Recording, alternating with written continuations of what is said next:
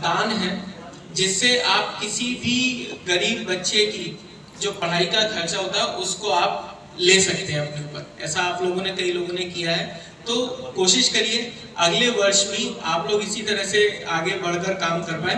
और जैसा दीदी ने अभी जो JFD थी, जेसी फाउंडेशन डोनर थी, उन्होंने अपने आप को अपग्रेड किया जेसी फाउंडेशन अचीवर में। तो देखिए पिन उन्होंने छूकर दिखा दी कि ये मिली है। तो कोशिश करें हम लोग भी HGF और JFM लेकर तो कम से कम अगले वर्ष आए। आप लोग बहुत सौभाग्यशाली हैं कि आपके चैप्टर से, हमारे चैप्टर से, एलो से, प्रेरणा से जोन में इस बार 2 जोन ट्रेनर्स मिले हैं, प्रोविजनल जोन ट्रेनर्स। एक वंशिका राजवाड़े स्वयं और दूसरी चुलबुली शीतल दीदी। मैं चुलबुली वर्ड इसलिए यूज कर रहा हूँ क्योंकि इन्होंने अपना इंट्रोडक्शन ZTWS में था, वो इसी तरह से दिया हुआ था, तब से तब हम इनको इसी तरह से बोलते हैं। तो ट्रेनिंग में हम लोग बहुत अच्छा करते हैं, तो कोशिश करें आगे भी जो साल हमारा 2024 का है, हम लोग ट्रेनिंग में बढ़ चढ़कर पार्टिसिपेशन लें।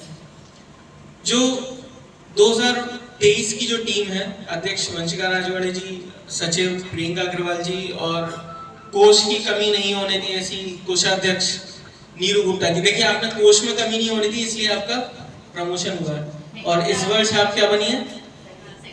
मान सेवी सचिव।